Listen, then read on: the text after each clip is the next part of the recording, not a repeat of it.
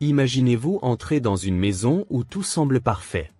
Les meubles sont élégants, les cadres de photos montrent des sourires figés dans le temps, et une douce odeur de fleurs flotte dans l'air. Mais sous cette apparence paisible, quelque chose ne va pas.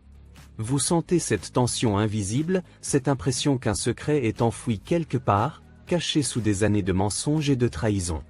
Et si, du jour au lendemain, vous découvriez que tout ce que vous pensiez posséder, tout ce que vous croyiez être à vous, risquait de vous être arraché? C'est ce qui est arrivé à Lena. Elle pensait connaître sa famille. Elle pensait que l'amour d'un père suffisait à la protéger du mal. Jusqu'à ce qu'elle réalise qu'elle était au centre d'un jeu dangereux, où la manipulation et la cupidité menaçaient de tout détruire. Mais elle ne comptait pas se laisser faire. Ce que vous allez découvrir dans cette histoire va vous choquer. Des secrets révélés au bon moment, un piège tendu à ceux qui pensaient tout contrôler, et une leçon qui pourrait bien changer votre vision de la justice et de la vérité. Restez avec nous jusqu'à la fin, car cette histoire va vous surprendre à chaque instant. Et si vous aimez les récits captivants remplis de rebondissements, abonnez-vous dès maintenant à la chaîne et activez la cloche pour ne rien manquer.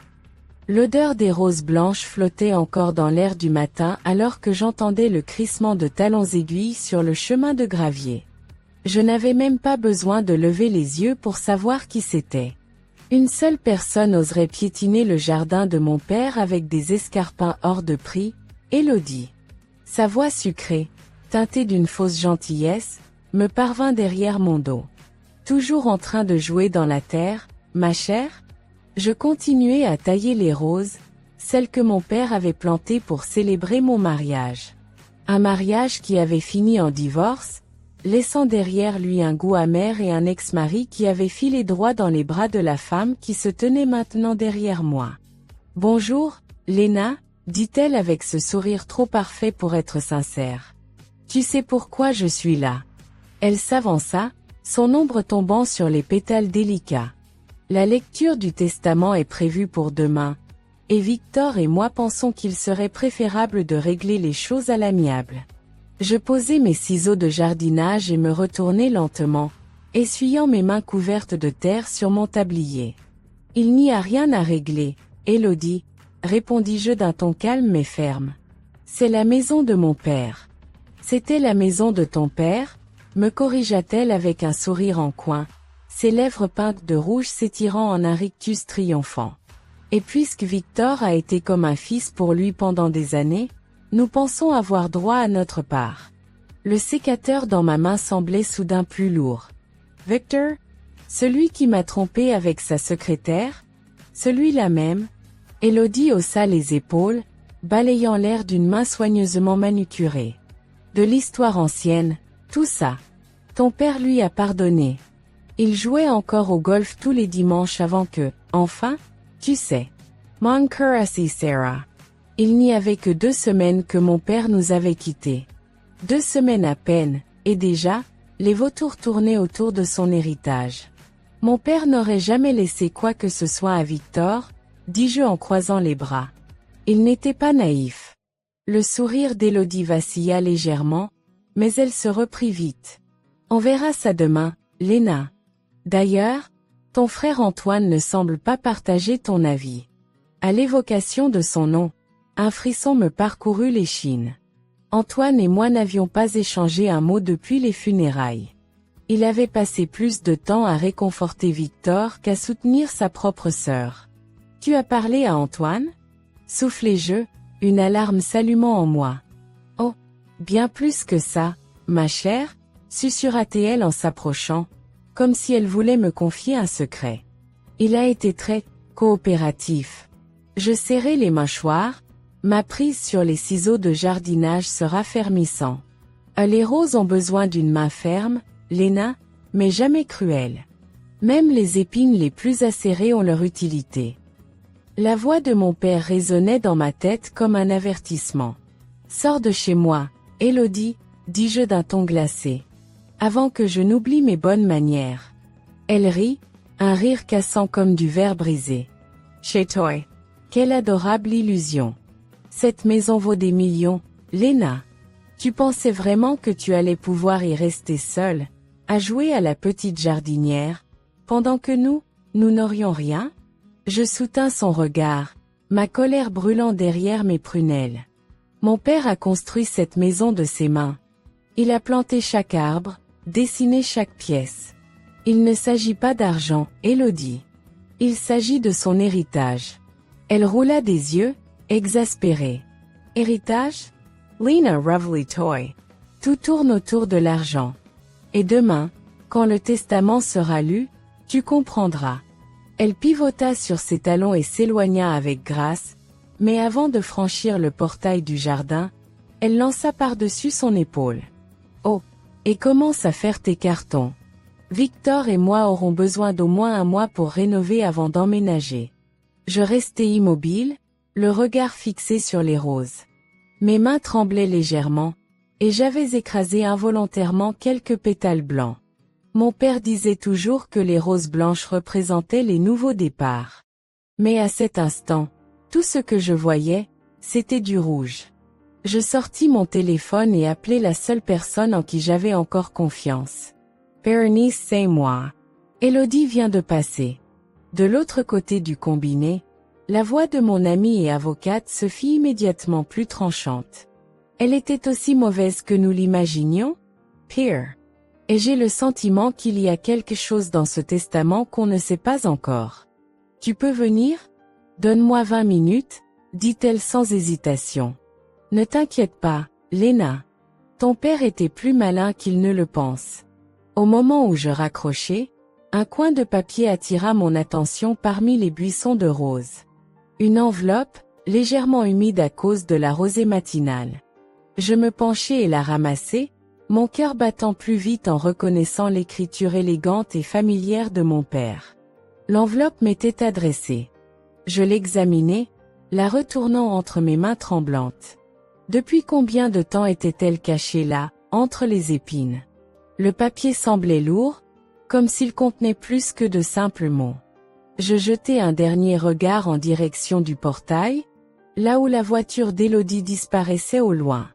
On dirait bien que tu m'as laissé un dernier message, papa, murmurai-je en serrant l'enveloppe contre moi. La partie d'échecs qu'Élodie croyait déjà gagnée, ne faisait peut-être que commencer. Le vent du matin soufflait légèrement à travers les branches du vieux chêne, faisant danser l'ombre sur le sol de pierre du jardin.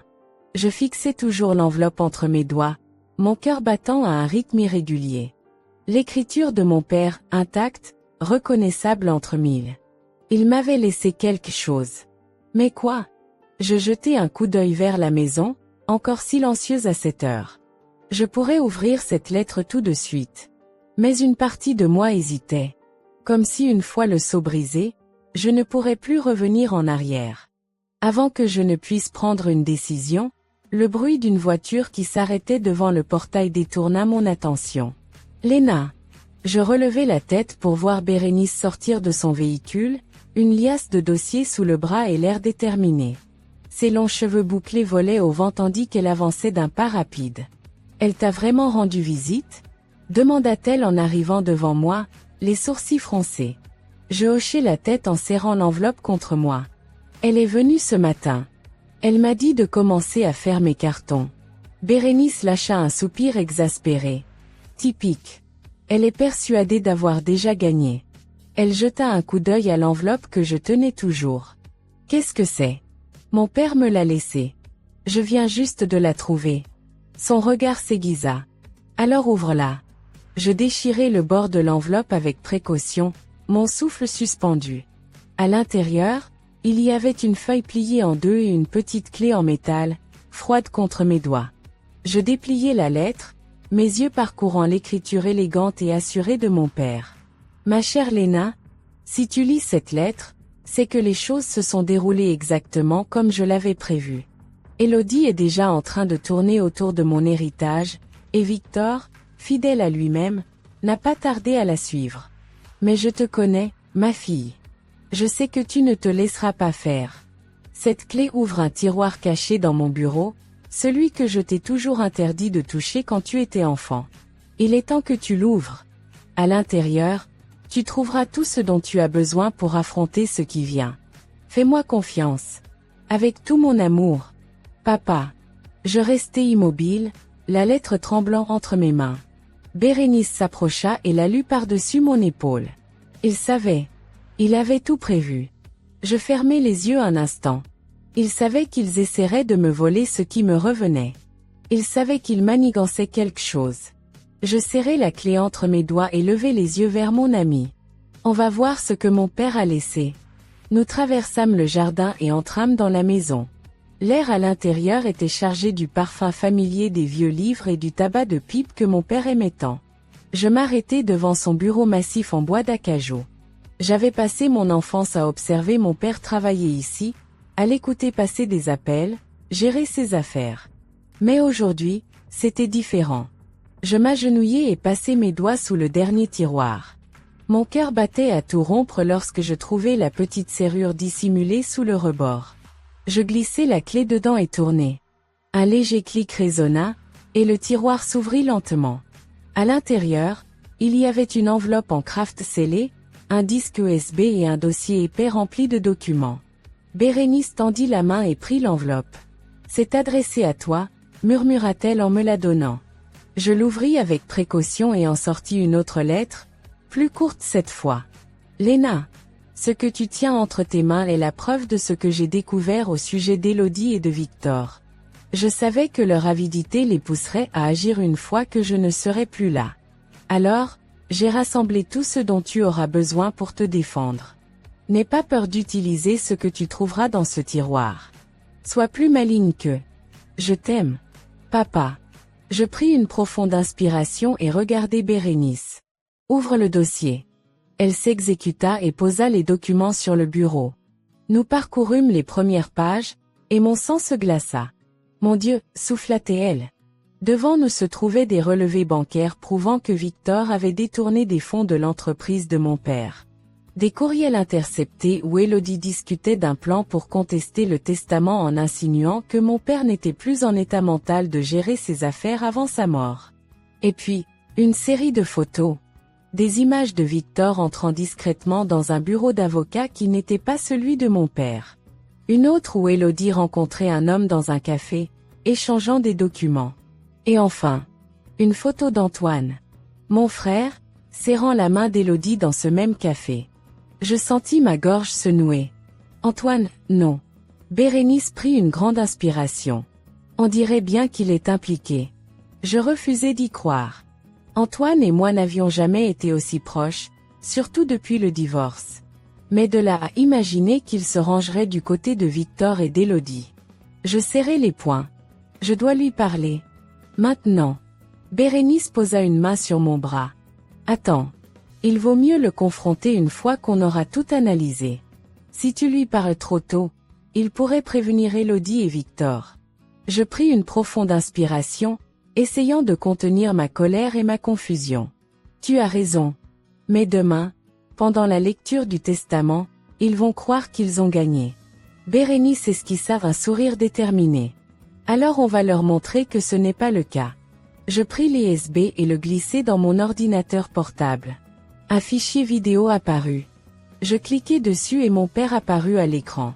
Son visage était fatigué, marqué par la maladie, mais son regard restait perçant, intelligent. « Léna, ma chérie. » Ma respiration se bloqua dans ma gorge. « Si tu regardes cette vidéo, c'est que tout s'est passé comme je l'avais prévu. Je n'ai pas beaucoup de temps, alors écoute-moi bien. Élodie et Victor ont toujours été dangereux, mais ce que j'ai découvert récemment est encore pire. » Je sentis un frisson parcourir mon dos. Ils ne veulent pas seulement ma fortune, Léna. Ils veulent tout. Et ils sont prêts à manipuler Antoine pour y arriver. Bérénice et moi échangeâmes un regard. Mais ne t'inquiète pas. J'ai toujours une longueur d'avance. Mon père sourit légèrement, fatigué mais confiant. Et demain, quand la lecture du testament aura lieu, ils tomberont dans le piège. L'écran devint noir. Le silence s'étira. Bérénice fut la première à parler. Ton père était un génie. Je fermai l'ordinateur d'un claquement sec et me levai. Demain, ils penseront qu'ils ont gagné. Je tournai mon regard vers Bérénice, la rage brûlant dans ma poitrine. Mais ils ne savent pas encore à qui ils ont affaire. Le lendemain matin, Une brise fraîche s'engouffrait à travers les rideaux du bureau de mon père, portant avec elle l'odeur des roses du jardin. Pourtant, aucune brise ne suffisait à apaiser la tempête qui grondait en moi. Je m'étais réveillée à l'aube, incapable de fermer l'œil après tout ce que j'avais découvert la veille. Les documents, les photos, la vidéo de mon père. Tout indiquait que mon frère Antoine était impliqué dans la manipulation d'Élodie et de Victor. Pourtant, une partie de moi refusait d'y croire. Était-il simplement un pion dans leur jeu? Ou avait-il vraiment choisi de se ranger de leur côté? Je passai une main tremblante sur les papiers étalés sur le bureau, retenant un soupir. Aujourd'hui, tout allait se jouer. Prête? Je levai les yeux vers Bérénice, qui se tenait dans l'encadrement de la porte, son attaché-caisse sous le bras. Elle portait cette expression résolue que je connaissais bien, celle qui signifiait qu'elle était prête à en découdre. Prête, répondis-je d'un ton plus assuré que je ne l'étais réellement. Elle s'approcha et posa une main sur mon épaule. Tu n'es pas seule, Léna. Quoi qu'il arrive, on va leur montrer que ton père n'était pas dupe. J'hochai la tête et inspirai profondément. Allons-y. Nous quittâmes la maison en direction du cabinet de l'avocat de mon père, maître Dumas, où la lecture du testament devait avoir lieu. L'air semblait chargé d'électricité lorsque nous arrivâmes. Devant la grande porte du cabinet, une voiture de luxe était garée en évidence. Élodie et Victor étaient déjà là. Bérénice et moi échangeâmes un regard.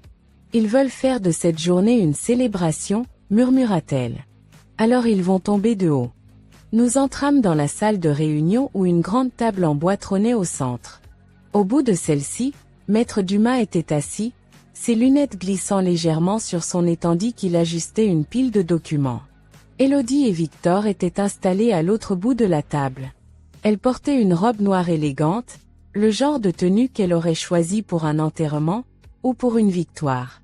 Victor, quant à lui, affichait ce sourire satisfait qui me donnait envie de le gifler. Antoine n'était pas encore arrivé. Léna, quel plaisir de te voir, minauda Élodie en croisant les jambes.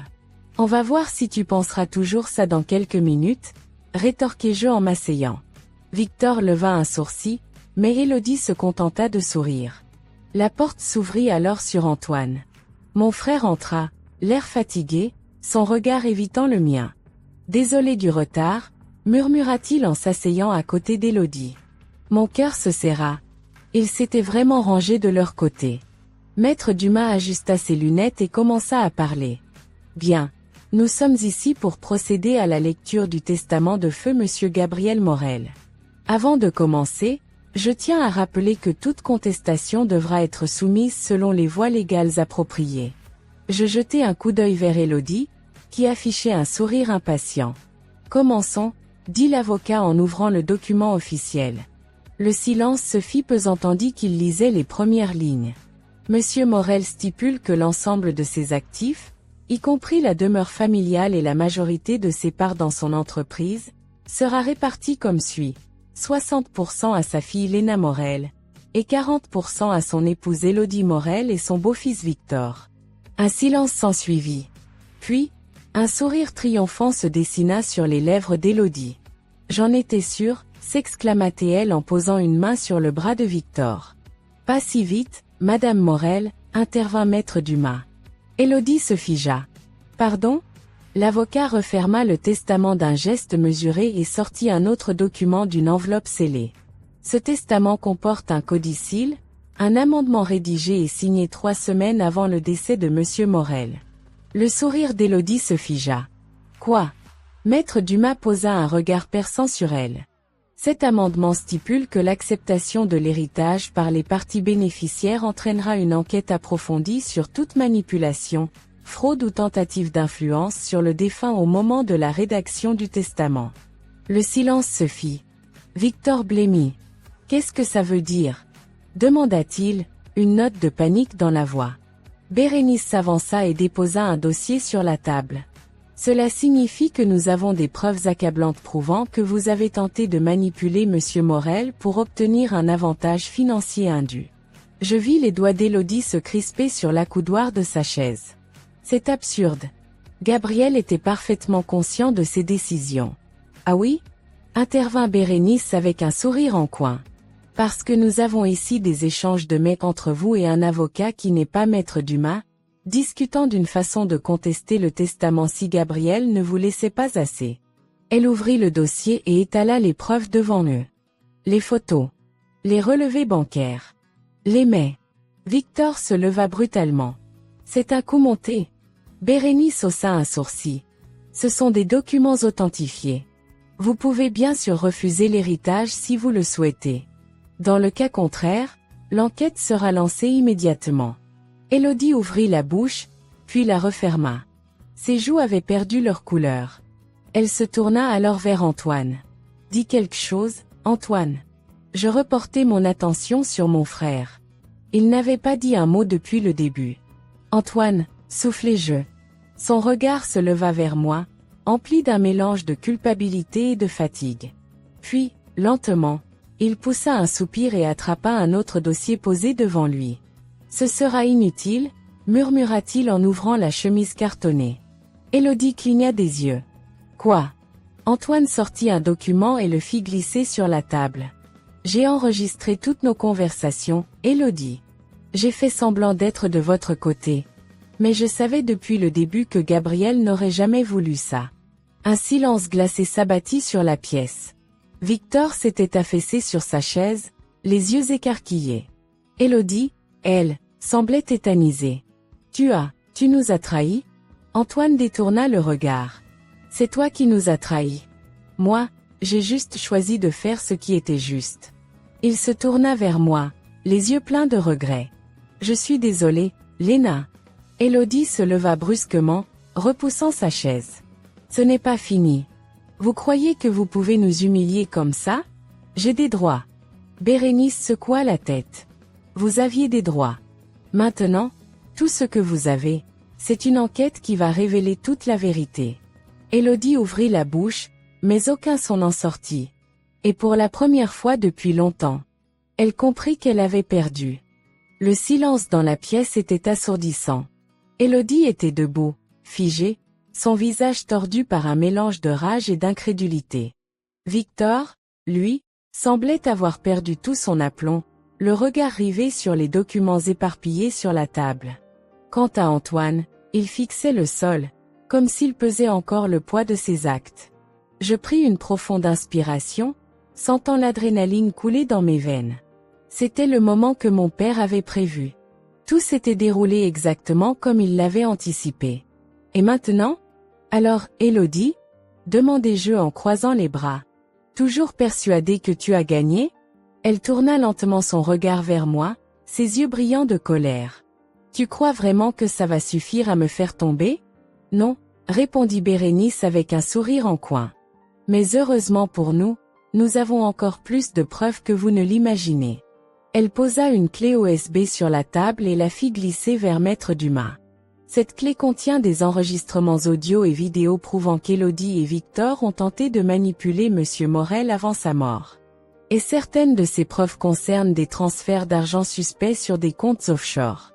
Victor se tendit. Des comptes offshore? Qu'est-ce que tu racontes? Oh, tu ne le sais pas? S'étonna Bérénice avec un faux air innocent. Il semblerait que ta chère mère ait décidé de te cacher certaines informations.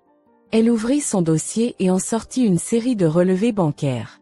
Plus de 500 000 € ont été transférés sur un compte aux îles Caïmans, dont le titulaire principal est Élodie Morel. Victor se tourna vers sa mère, les sourcils froncés. C'est une blague? Élodie ne répondit pas. Elle semblait chercher désespérément un moyen de se sortir de ce piège. Je pensais que nous étions censés tout partager, poursuivit Victor d'une voix tremblante. Ne sois pas ridicule, répondit Élodie en roulant des yeux. Ce n'est pas ce que tu crois. Vraiment? Ironisa Bérénice. Parce que nous avons aussi trouvé des documents indiquant que vous prépariez la liquidation rapide des biens de Monsieur Morel, juste après la lecture du testament. Maître Dumas ajusta ses lunettes et feuilleta les papiers qu'elle venait de lui remettre. Je confirme que ces documents sont très préoccupants. Victor se leva brusquement, en voyant valser sa chaise en arrière. C'est toi qui as tout prévu, pas moi. Ne sois pas stupide, Victor. Siffla Élodie. Tout ce que j'ai fait, je l'ai fait pour nous. Non. Tout ce que tu as fait, tu l'as fait pour toi. L'onde de choc dans la salle était palpable. Maître Dumas referma lentement le dossier et nous observa un à un. Je vais devoir transmettre ces éléments aux autorités compétentes. Un éclair de panique traversa les traits d'Élodie. Attendez. Je suis sûre qu'il y a un moyen de régler ça à l'amiable. Elle posa une main sur le bras de l'avocat, un sourire forcé aux lèvres. Après tout, nous sommes une famille, non? Antoine lâcha un rire amer. Tu oses encore parler de famille après tout ce que tu as fait? Élodie lui lança un regard noir. Je t'ai sauvé la mise, Antoine. Tu étais prêt à tout perdre. Antoine se leva lentement, prenant son temps avant de la fixer droit dans les yeux. Non, Élodie. Toi, tu étais prête à tout perdre. Un silence s'abattit sur la salle. Puis, la porte s'ouvrit brusquement. 2 agents en costume entrèrent, suivis d'un homme en uniforme. Madame Morel? Monsieur Victor Morel? Élodie se raidit. Oui. Nous avons des questions à vous poser concernant des accusations de fraude et de détournement de fonds. Elle eut un petit mouvement de recul. C'est une erreur, Vous allez devoir nous suivre au poste, Madame Morel. Victor recula d'un pas, les mains tremblantes. Maman! Ne dis rien, Victor, ordonna-t-elle d'une voix tranchante. L'agent s'avança et tendit un document à Maître Dumas. Nous avons un mandat pour perquisitionner les biens de Monsieur Morel, y compris cette maison et les comptes bancaires associés. Élodie devint livide. Vous ne pouvez pas faire ça. Si, nous pouvons. L'un des agents sortit une paire de menottes et s'approcha d'elle. Non, recula-t-elle. Attendez, on peut négocier, non? Bérénice croisa les bras, l'observant avec calme. Il est un peu tard pour négocier, Élodie. D'un geste rapide, l'agent la menotta. Vous avez le droit de garder le silence, déclara-t-il en commençant à l'escorter vers la sortie. Victor resta figé, les yeux écarquillés. Et moi? Murmura-t-il. L'agent lui adressa un regard neutre. Pour l'instant, nous vous demandons de rester disponible pour répondre aux questions.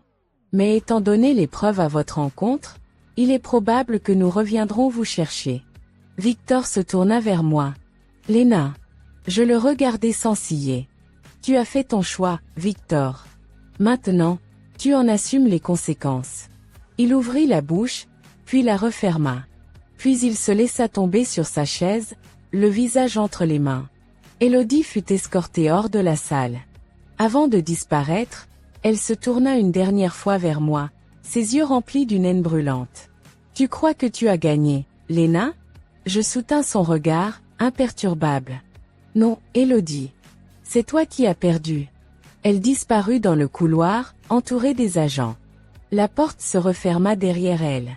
Un long silence s'installa. Puis, Antoine soupira et s'adossa contre la chaise. Bon sang!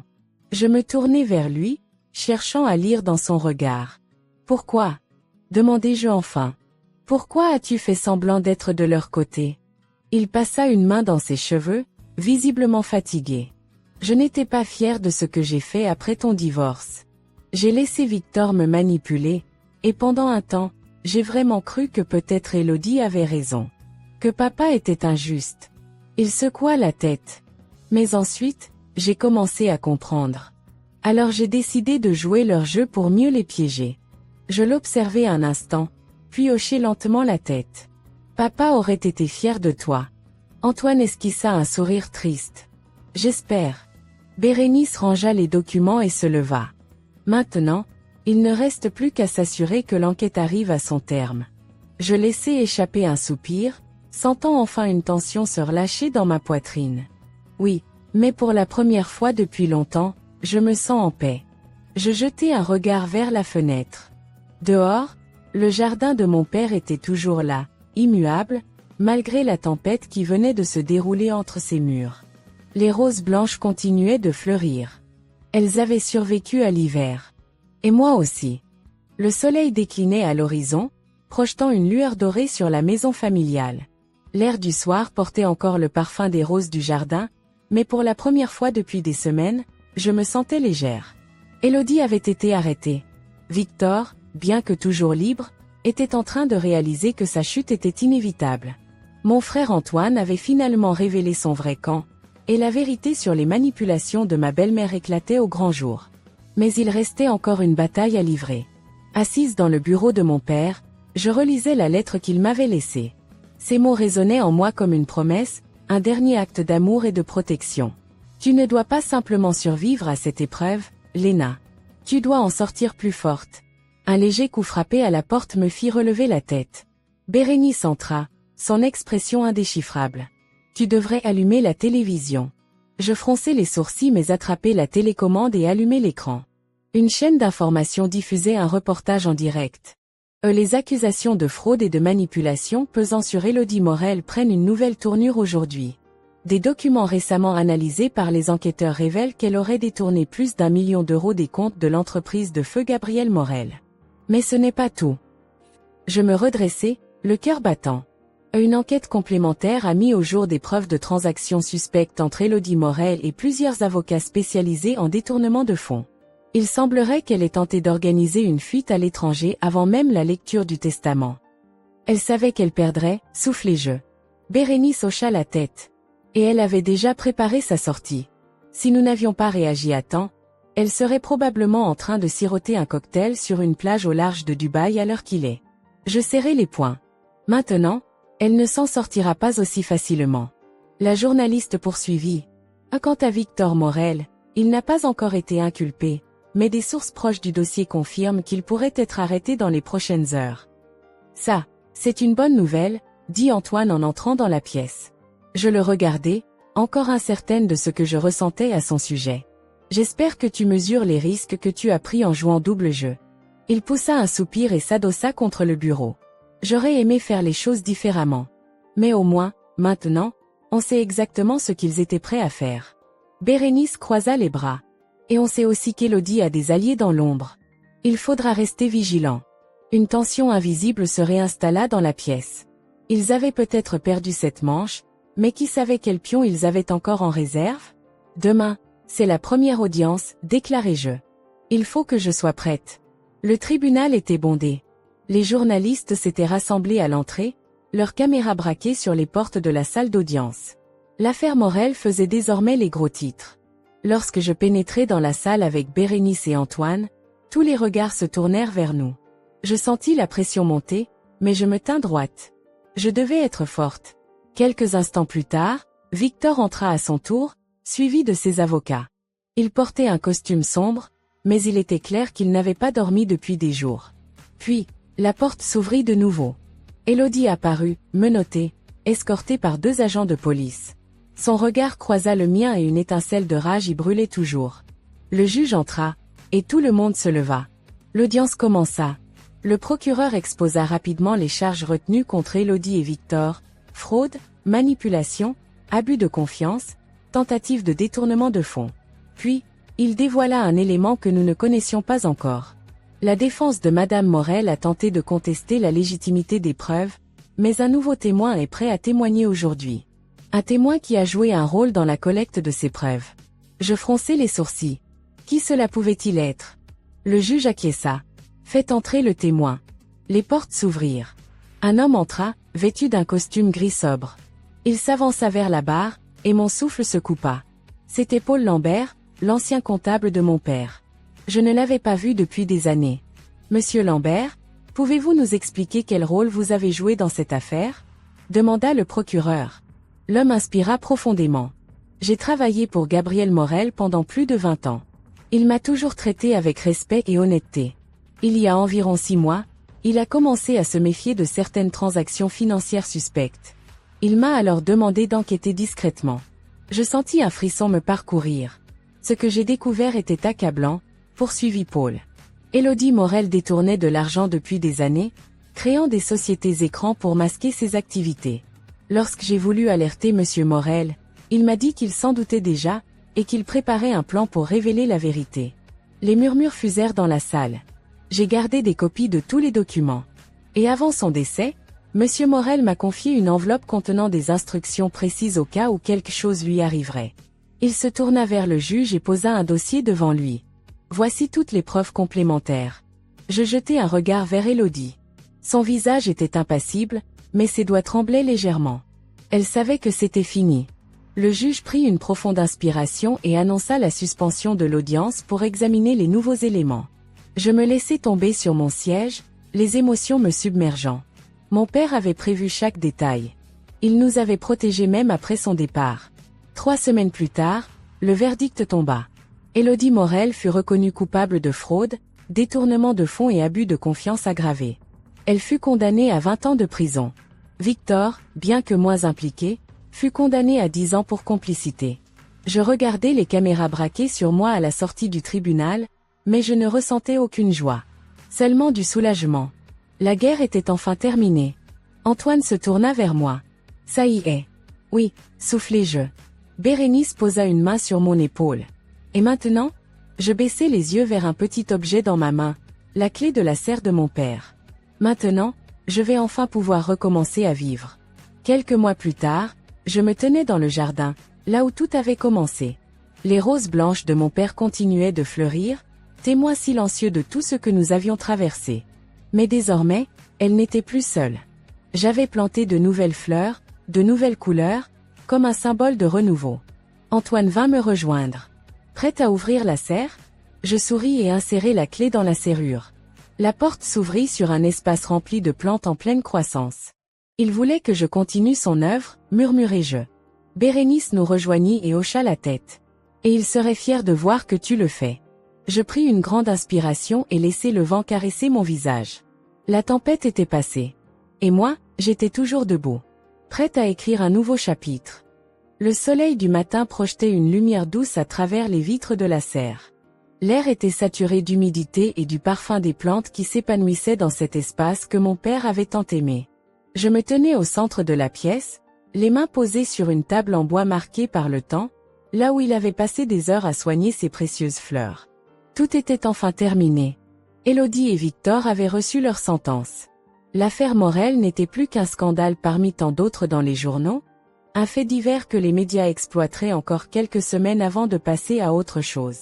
Mais pour moi, ce n'était pas une simple histoire. C'était ma vie. Et je devais maintenant apprendre à la reconstruire. Je poussai un soupir et effleurai du bout des doigts un pot d'orchidée. C'est étrange, murmurai-je. Pendant si longtemps, je me suis battue pour préserver cet héritage. Et maintenant que tout est fini, je ne sais même plus par où commencer. Alors commence par ce que tu connais, dit une voix derrière moi. Je me retournai pour voir Antoine debout sur le seuil de la serre. Il avait l'air fatigué mais apaisé, comme s'il portait enfin un poids moins lourd sur ses épaules. Je ne suis pas sûre de savoir ce que je connais encore, admis-je avec un sourire triste. Antoine s'approcha et observa les plantes autour de nous. Papa savait. C'est pour ça qu'il a fait en sorte que tout ça te revienne.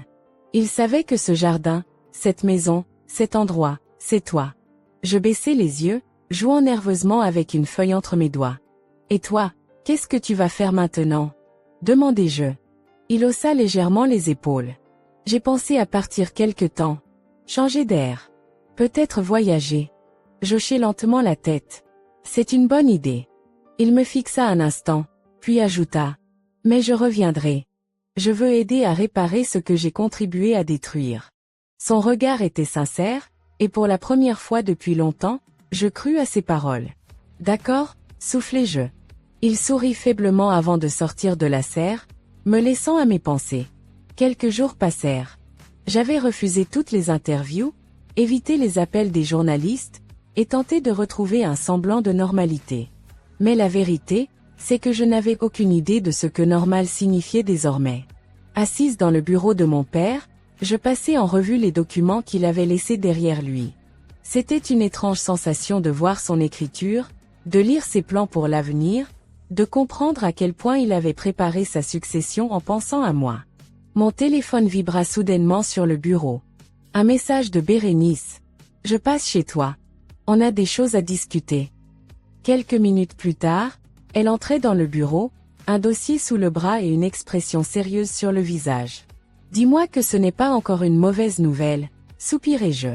Elle secoua la tête et posa le dossier devant moi. Non. C'est une proposition. Je fronçai les sourcils et ouvris la chemise cartonnée. À l'intérieur, il y avait des plans détaillés, des budgets prévisionnels, des lettres d'intention. C'est quoi, ça? Bérénice s'assit en face de moi et me regarda avec un sourire en coin. Ton avenir, Léna. Je parcourus les documents en silence, réalisant peu à peu ce que c'était. Tu veux que j'ouvre une entreprise? Pas n'importe laquelle. Une fondation, en hommage à ton père. Un projet de jardin botanique ouvert au public, où tu pourrais transmettre ton savoir, proposer des ateliers, et faire de cet endroit un lieu vivant. Je relevai les yeux vers elle, prise de court. Tu as pensé à tout, on dirait. Disons que j'ai appris à anticiper, grâce à toi.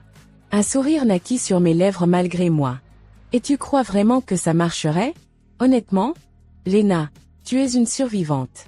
Tu peux faire n'importe quoi. Je sentis une chaleur étrange envahir ma poitrine. Pour la première fois depuis longtemps, je voyais un avenir qui ne se résumait pas à me battre pour protéger le passé. Peut-être était-il temps de créer quelque chose de nouveau. Les semaines qui suivirent furent un tourbillon d'activités. Avec l'aide de Bérénice, j'entamai les démarches pour transformer l'héritage de mon père en un projet durable. Nous organisâmes une conférence de presse pour annoncer l'ouverture prochaine de la Fondation Gabriel Morel, dédiée à la préservation de la nature et à l'éducation écologique. Les réactions furent immédiates. Certains journalistes cherchaient encore du sensationnel dans mon histoire, mais beaucoup saluèrent l'initiative. Antoine, fidèle à sa promesse, revint de son voyage et s'investit dans le projet, s'occupant de la logistique et des finances. Petit à petit, l'héritage de mon père prenait une nouvelle forme. Un jour, alors que j'étais en train de planter de nouvelles fleurs dans le jardin, une voiture s'arrêta devant la maison. Je me redressai en voyant une silhouette familière en descendre. Victor. Je sentis mon estomac se nouer. Il n'avait pas le droit d'être ici. Il s'approcha prudemment, les mains dans les poches, l'air plus fatigué que jamais. Je ne veux pas de problème, dit-il rapidement. Alors pourquoi tu es là? Rétorquai-je. Il s'arrêta à quelques mètres de moi et soupira. Je voulais juste dire que je suis désolé. Un silence s'installa. Je le regardai, cherchant un quelconque signe d'honnêteté dans son expression. Désolé d'avoir essayé de me voler ce qui m'appartient? Désolé d'avoir trahi mon père? Désolé de ne pas avoir été plus fort, murmura-t-il. Je serrai la mâchoire. Ce n'est pas une excuse. Je sais, admis-il. Il baissa les yeux et secoua la tête. Je ne cherche pas à être pardonné, Léna. Je voulais juste que tu saches que je regrette. Je pris une profonde inspiration. Regretter ne change rien. Il releva la tête et esquissa un triste sourire.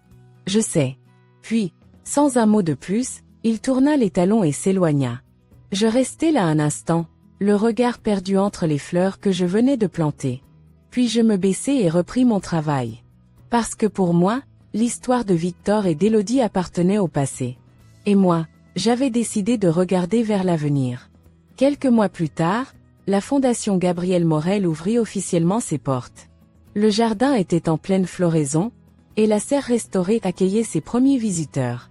Je me tenais près du portail, observant les premiers enfants courir sur les sentiers fleuris, riant aux éclats.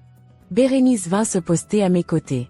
Alors, comment ça fait de voir ton rêve devenir réalité? Je souris en regardant le jardin, vibrant de vie. Ce n'était pas mon rêve, répondis-je. Elle haussa un sourcil. Ah non. Je secouai la tête. C'était celui de mon père. Je marquai une pause, inspirai profondément et laissai mon regard parcourir l'endroit. Mais maintenant, c'est aussi le mien. Le soleil couchant projetait une lumière dorée à travers les grandes fenêtres de la serre. L'air était chargé d'humidité et d'un mélange enivrant de lavande, de jasmin et de rose blanche. L'endroit que mon père avait enchéri était désormais devenu un espace vivant, rempli de visiteurs, de rires d'enfants, de discussions passionnées sur la nature et la préservation de l'environnement. Je me tenais au centre de la serre, observant les derniers rayons du jour caresser les pétales des fleurs que j'avais plantées moi-même. Chaque plante, chaque arbuste, chaque rangée de roses représentait bien plus qu'un simple jardin. C'était un hommage à mon père, à son amour pour la nature et à tout ce qu'il avait voulu transmettre. La Fondation Gabriel Morel était désormais une réalité. Et pourtant, une part de moi sentait que quelque chose restait inachevé. Léna? Je me retournai pour voir Antoine entrer dans la serre. Il portait une veste légère et avait cette expression indéchiffrable que j'avais appris à reconnaître chez lui lorsqu'il avait quelque chose d'important à dire. « Tu es prête ?» demanda-t-il doucement. Je savais exactement de quoi il parlait. Je pris une profonde inspiration et hochai la tête. Oui. Le lendemain matin, nous prîmes la route en direction des montagnes. Bérénice nous accompagna, ainsi qu'un petit groupe d'amis proches qui avaient toujours soutenu mon père. Nous roulâmes en silence, chacun perdu dans ses pensées, tandis que les paysages défilaient devant nous. Mon père m'avait toujours parlé de cet endroit. Une cabane en bois isolée, nichée au cœur des montagnes, où il venait se ressourcer lorsqu'il avait besoin de calme et de solitude. C'était là qu'il voulait que ses cendres soient dispersées. Quand nous arrivâmes enfin, l'air était plus frais, chargé de l'odeur des pins et du sol humide. Un silence presque sacré régnait sur la vallée qui s'étendait devant nous, baignée dans la lumière du matin. Je serrai l'urne contre moi, sentant une boule se former dans ma gorge. C'était le dernier adieu. Antoine posa une main sur mon épaule en signe de soutien. Il aurait adoré cet instant, murmura-t-il. Je hochai la tête, incapable de parler. Je pris une grande inspiration, puis ouvris lentement l'urne. Les cendres de mon père s'éparpillèrent doucement dans l'air, portées par le vent, se mélangeant aux éléments de cet endroit qu'il avait tant aimé. Je fermai les yeux et laissai le vent caresser mon visage. « Au revoir, papa », soufflai-je. Un silence respectueux s'installa autour de moi. Personne ne parlait, mais chacun ressentait le poids du moment. Puis Antoine brisa enfin le silence. « Il ne part pas vraiment, tu sais. » Je rouvris les yeux et le regardai. « Comment ça ?» Il esquissa un sourire triste. « Il sera toujours là, dans tout ce qu'il a laissé derrière lui. Dans cette fondation, dans ce jardin, et surtout, en toi. » Une larme coula lentement sur ma joue, mais cette fois, ce n'était pas une larme de tristesse. C'était une larme de paix. De retour chez moi, la vie reprit son cours. Le jardin continuait de fleurir, la fondation grandissait, et pour la première fois depuis longtemps, je sentais un véritable apaisement dans mon cœur. Un matin, alors que je préparais le terrain pour une nouvelle serre, Bérénice arriva avec un grand sourire. « J'ai une surprise pour toi. » Je levai un sourcil. « J'espère que ce n'est pas une autre montagne de paperasse à signer. » « Non, bien mieux que ça. » Elle me tendit une enveloppe. Je l'ouvris, intrigué, et découvris à l'intérieur un document officiel. « Une reconnaissance d'intérêt public ?» murmurai-je en lisant. Bérénice acquiesça. « Oui. Ça veut dire que la fondation est officiellement protégée par l'État. Plus personne ne pourra jamais la menacer. » Je sentis mon cœur rater un battement. « Tu es sérieuse ? » Aussi sérieuse que possible. Je ris doucement, secouant la tête d'incrédulité. « Mon père aurait adoré ça. »« Il l'aura mérité, » répondit-elle avec un clin d'œil. Je serrai le document contre moi et regardai autour de moi. Les ouvriers installaient les nouvelles allées du jardin, des bénévoles arrosaient les plantations, des visiteurs se promenaient entre les rangées de fleurs. Tout ce que mon père avait construit était en train de perdurer, de s'épanouir. Et moi aussi, je pouvais enfin avancer. Quelques mois plus tard, par une belle matinée de printemps, j'organisai une inauguration officielle pour célébrer l'achèvement des travaux de la fondation. Les invités affluaient, les discours s'enchaînaient, et la chaleur humaine emplissait l'air autant que le parfum des fleurs. Quand ce fut mon tour de parler, je montai sur la petite estrade installée dans le jardin et pris une grande inspiration. Il y a quelques mois encore, je pensais que mon monde s'effondrait. J'avais perdu mon père, j'avais failli perdre ma maison, et j'avais vu les pires facettes de certaines personnes que je croyais connaître. Je balayai la foule du regard et trouvai Bérénice et Antoine, assis au premier rang, me regardant avec fierté. Mais aujourd'hui, je comprends que la vraie force ne réside pas dans ce que nous possédons. Elle réside dans ce que nous bâtissons, dans les liens que nous entretenons et dans l'amour que nous transmettons. Je posai une main sur le pupitre et esquissai un sourire. Mon père m'a appris que la nature nous offre toujours une leçon. Elle nous enseigne que même après l'hiver le plus rude, le printemps finit toujours par arriver. Un silence respectueux accueillit mes paroles, suivi d'applaudissements chaleureux. Et à cet instant, je sus que j'avais trouvé ma place. Quelques jours après l'inauguration, alors que le soleil commençait à se coucher, je retournai dans la serre. Je m'agenouillai devant un petit pot en terre cuite contenant une pousse délicate. Un plant de chêne, que j'avais fait germer à partir d'un gland récolté sur la propriété de mon père. Je pris une pelle et creusai un trou à l'endroit parfait dans le jardin, puis j'y déposai la jeune pousse avec précaution. Lorsque ce chêne grandirait, il deviendrait un symbole. Un arbre fort et robuste, enraciné profondément dans la terre, tout comme l'héritage de mon père. Je posai une main sur la terre fraîchement retournée et fermai les yeux. Merci, papa.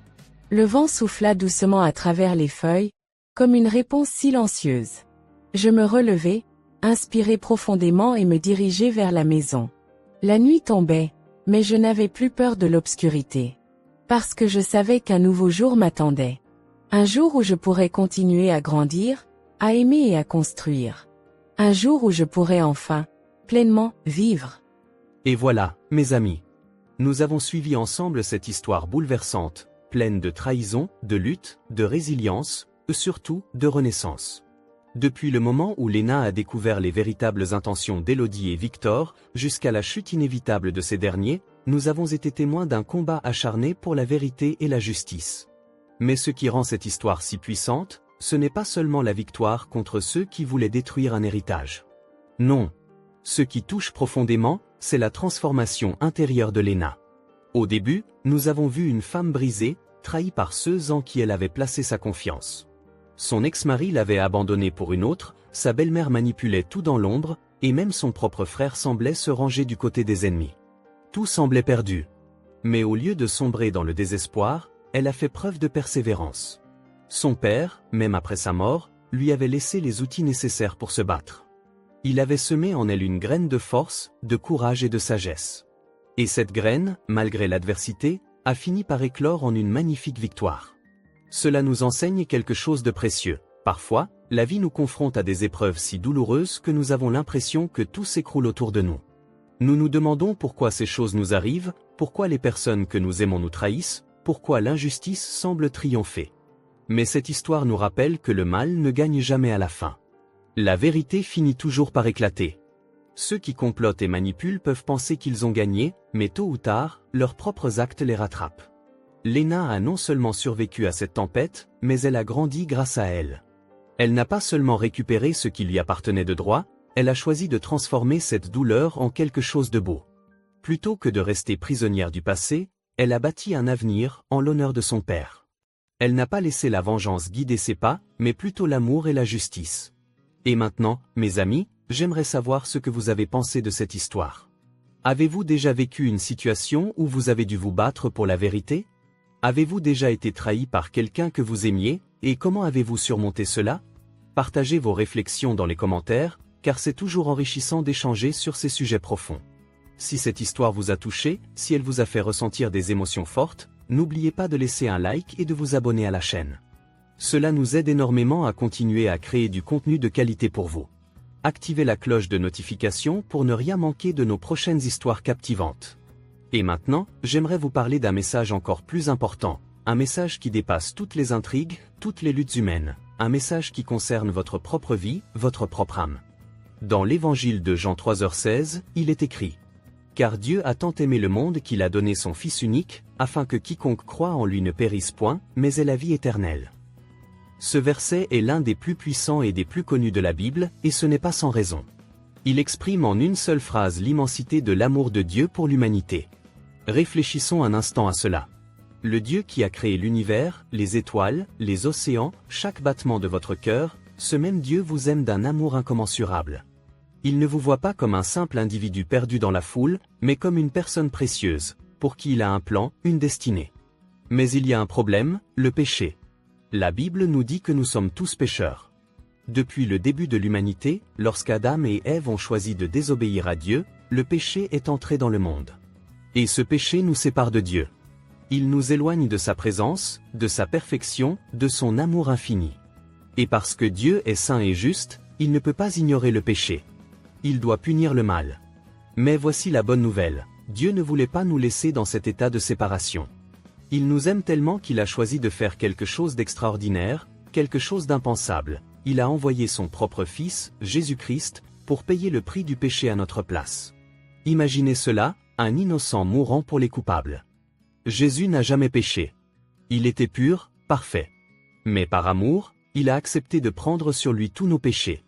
Il a été battu, humilié, crucifié, non pas pour ses propres fautes, mais pour les nôtres. Et quand il est mort sur cette croix, il a prononcé ces paroles puissantes, « Tout est accompli ». Cela signifie que le prix du péché a été payé en entier. Nous n'avons plus besoin d'essayer de gagner notre salut par nos propres efforts, car Jésus a déjà tout accompli pour nous. Mais l'histoire ne s'arrête pas là. 3 jours après sa mort, Jésus est ressuscité. Il a vaincu la mort, prouvant qu'il était véritablement le Fils de Dieu et que son sacrifice avait été accepté. Et aujourd'hui, cette même promesse est offerte à chacun de nous. Dieu vous tend la main en ce moment même. Il vous dit, « Je t'aime. J'ai donné mon Fils pour toi. Je veux te donner une vie nouvelle, une vie remplie de paix, d'amour et d'espoir. Mais tu dois faire un choix. » Alors, quelle est votre réponse? Si vous sentez au fond de votre cœur que ce message vous parle, si vous réalisez que vous avez besoin de Jésus, alors je vous invite à faire cette prière avec sincérité. Seigneur Jésus, je reconnais que je suis un pécheur et que j'ai besoin de toi. Je crois que tu es mort sur la croix pour mes péchés et que tu es ressuscité le 3e jour. Aujourd'hui, je t'accepte comme mon Sauveur et mon Seigneur. Viens dans ma vie, transforme-moi, et guide-moi dans ta vérité. Merci pour ton amour et ton pardon. Amen. Si vous avez fait cette prière avec foi, sachez que vous êtes maintenant un enfant de Dieu. Votre passé est effacé, une nouvelle vie commence pour vous. Je vous encourage à lire la Bible, à prier, à chercher à en apprendre davantage sur ce Dieu merveilleux qui vous aime tant. Et surtout, trouvez une église où vous pourrez grandir spirituellement et être entouré de frères et sœurs qui partageront ce chemin avec vous. Ne laissez pas ce message être juste une parole entendue et oubliée. C'est une invitation à une transformation profonde, à une relation personnelle avec Dieu. Alors aujourd'hui, prenez la décision la plus importante de votre vie. Et si ce message vous a touché, partagez-le. Peut-être que quelqu'un dans votre entourage a aussi besoin d'entendre ces paroles d'espoir. Merci d'avoir suivi cette histoire jusqu'à la fin. Si elle vous a ému, si elle vous a apporté quelque chose, n'oubliez pas de liker, commenter et vous abonner. Cela nous permet de continuer à partager des histoires qui inspirent, qui font réfléchir et qui touchent les cœurs. Que Dieu vous bénisse abondamment. Et souvenez-vous, vous êtes aimés. Vous êtes précieux. Et un nouveau départ est toujours possible. À très bientôt.